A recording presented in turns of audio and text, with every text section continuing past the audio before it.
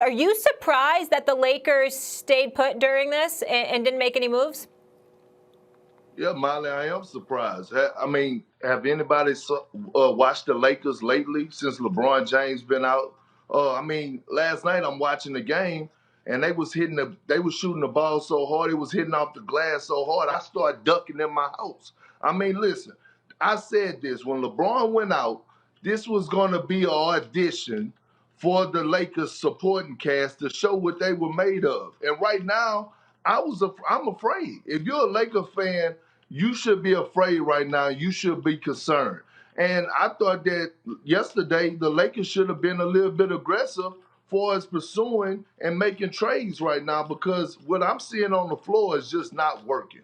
Dennis Schroeder, he's not playing to the level that everyone thought or expected him to play, including myself. I mean, I don't know, what's happening as far as the contract situation. Sometimes that could mess with your head. Right now, guys like Caldwell Pope are not shooting the ball like they should be. He's not performing well. Marcus Gasol is not living up to what they thought he was going to be. And I thought that the Lakers needed to make a move yesterday or do something because right now what we're witnessing is that the others are just not getting it. So with losing Rajon Rondo, losing Dwight Howard, losing JaVale McGee, I thought, hey, right now looking at this roster, the Lakers have to do something.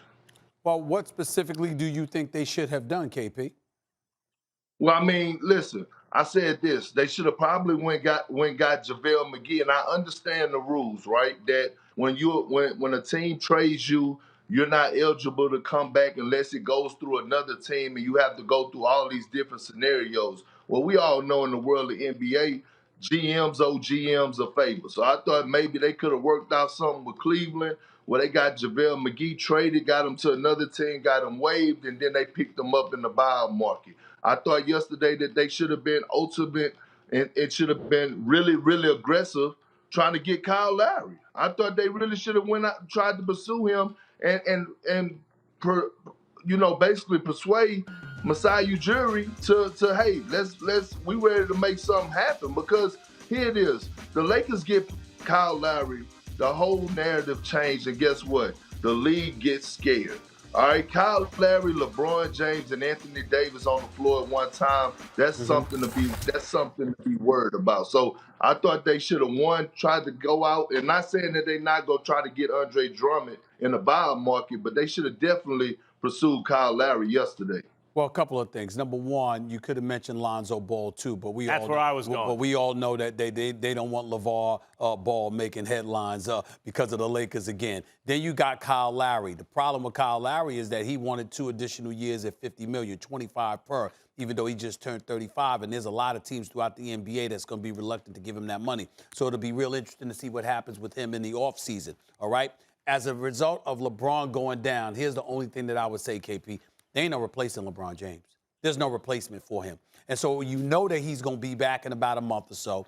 You know that he's not 100% healthy. You know that it's an audition, just like you said, about that supporting cast. But it's really about them upping their game. Let's face reality. None of us looked at the Lakers and expected them to win, but so much without LeBron James and AD. They're champions and they're favorites this year because of LeBron and AD. Without them, they'd be in a lottery, and we all know. But even with them, Brooklyn's big three, if they're all healthy, I don't see them losing. No, I think the Lakers, Brooklyn winning and the Kyle Lowry move, I get it, Perk, but when you have to match salaries, you're still not giving Masai anything he wanted. And we know what I notice? You know who's still a Laker today? And I think this is what scuttled the deals? Talen Horton-Tucker, who's only 21 years old. I think the league likes him a lot. I think Masai Ujiri liked him. I think the Lakers didn't want to give him up. And they'd have to give up everything they've got to get Lowry. They wouldn't have a bench. They wouldn't have a rotation. Lonzo is the question. I get that Daddy can make problems off the court, maybe they think, for them. But, Perk, Lonzo with LeBron and AD works to me, and I think that's a mistake. They should have pursued him.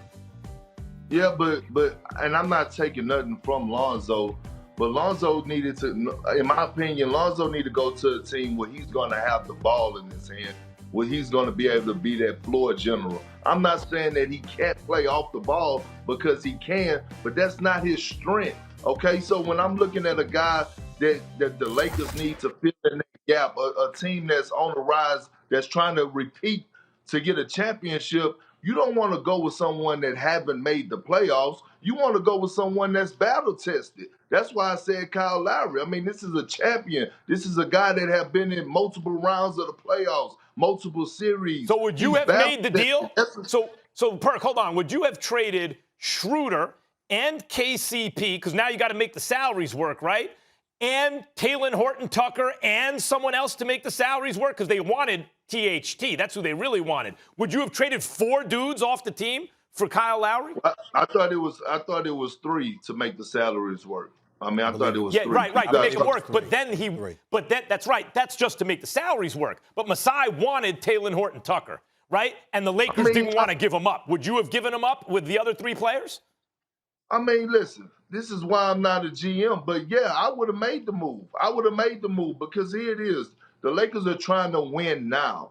And we all know with Dennis Schroeder, they've been going through contract situations. You know, the Lakers did put out contract extensions, you know, and he didn't turn them down. So, like yesterday, I was telling Richard Jefferson on the jump, right? He was saying, would you give up all that for Kyle Lowry, who's a rental, right? And I said, well, right now, Dennis Schroeder is a rental. He's a rental because he hasn't signed a contract extension. You don't know if he's going to re-sign back with the Lakers. So, I mean, you got to pick your poison. What are you trying to do? And I think if you have a champion, the greatest Raptor of all time sitting there, right there, a game changer, one of the best floor generals in the game today, Kyle Lowry, the ultimate leader, the ultimate competitor. You got a chance to grab him and throw him in the mix with LeBron James and Anthony Davis when they get back healthy. Kyle Lowry is very much available. Philly, the Miami Heat, there are a number of teams engaged. The Raptors, they're going to work with Lowry on where he might like to play if they're going to do a deal. But here's one team not to rule out,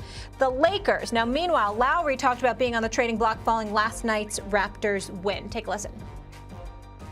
It was kind of weird tonight, you know, not knowing what the next step would be, just with, you know, understanding that there's things that could possibly be done on the front of me and then other guys in our team and in the organization. So it's kind of weird, I'm gonna be honest with you. But, you know, it was great to get a win. It was great. It felt good to be out there. And, you know, it would have been, of course, it would have been crazier if it was in Toronto, I'm assuming, I would think. But it was different tonight, for sure.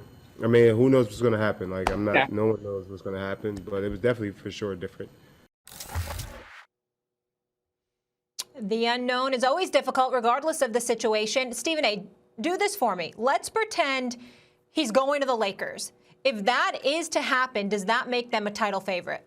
No, it does not. The only thing that's going to make the Lakers a title favorite is the complete health of Anthony Davis and LeBron James. Kyle Lowry has nothing to do with that. And that's not to cast any aspersions on Kyle Lowry. I've been covering Kyle Lowry since he was in high school in Philadelphia when I was writing for the Philadelphia Inquirer, and then he went to Villanova. He's a rough rider. He's rugged. He's a rugged defender. Obviously, he can make big-time shots, as we saw en route to him helping Kawhi Leonard capture a championship in Toronto with the Raptors against the Golden State Warriors a couple of years ago, although we all know they probably would have got swept if Kevin Durant was healthy. At the end of the day, Kyle Lowry, I apologize, is a damn good basketball player. This is not to cast any aspersions on him. But when you look at what is transpiring in Brooklyn, New York, with that 3-headed monster, assuming they show up to actually play instead of all 3 taking a night off, okay? Even though Kevin Durant's injured, and I understand that. The point is, if they're on the court together and healthy, they're going to be the favorites. Nobody is going to be the favorites above them unless Anthony Davis is healthy, which I don't believe is going to be the case, which is why I raised that flag, Max, yesterday when I talked about him and Kevin Durant, well, more so Kevin Durant than him, being out a bit longer than we expected. I think there's something suspicious going on. I don't think either is going to be 100% as it pertains to Anthony Davis, since that's the topic of discussion right now. If you recall, when he first went down, I said, excuse me, I don't anticipate him being 100% at any point in time this season. And I think that's what's going to be required for the Lakers to be expected to repeat as champions. I don't think that's going to be the case, and that's why I say Kyle Lowry or anybody, I don't give a damn if it's Kyle Lowry, Lonzo Ball, it doesn't matter. If Anthony Davis and LeBron James are not healthy, the Lakers are not the favorites, period. I see it differently. Surprise, surprise. I think it's possible that AD is never completely healthy this year, but the same thing is possible for Durant. Yeah. Okay? So I'm going to assume for a second that everyone's going to be healthy. Okay, that that's the fair. Lakers are at full strength and the Nets are at full strength, because that's really what we're talking about when we look at these two teams. Fair enough. And I have come around to thinking that even if the Lakers are totally healthy, they can't beat the Nets as is. I mean, they can't is strong, but So you've I'm come taking around. the Nets. So you've come I'm around taking the now. Nets. My way of thinking, you've come around. I'm taking the Nets based on what I've seen. Very James fair. Harden's playing out of his mind. So is Kyrie Irving. You add Kevin Durant, who's the best player on the team. I don't think they'll be able to be stopped because there are three of those dudes. Lakers got two of those dudes. Of those dudes, right? Who's Kyle Lowry? Like, Dennis Schroeder's a nice point guard. I think he's played so well, he's an average starting NBA point guard, which is a great thing. That means out of 30 teams, you're in that 15-ish range. Lot of really good point guards. It means you're a good player. Kyle Lowry's better than that. Because Kyle Lowry now has championship experience. Wasn't always that way. You talk about how he's a rough rider and this and that. By the way, if he wound up in Miami, it'd be a reunion with Dragic. But remember when they were on the same team, who's better? We don't know. Kyle Lowry, throughout his career, to me, had issues in the playoffs. And Masai Ujiri challenged him when he got to Toronto, and I think made him a better player. And with reps and experience in the playoffs, he got to be a championship player. And as you keep pointing out, what Kawhi needs to do, a championship leader, because he was the vocal leader of that team, right? That's what the Lakers need. They need a big three to counteract the big three in Brooklyn. That's really the only big three in the league. Kyle Lowry is just good enough, given his championship pedigree, given what he can do on a nightly basis, to be considered the third wheel in a legit big three. Like, people sleep on this. Last year, the Lakers had a big three because playoff Rondo is an all-star. He's not an all-star. Rondo ain't even very good, I think, most of the year.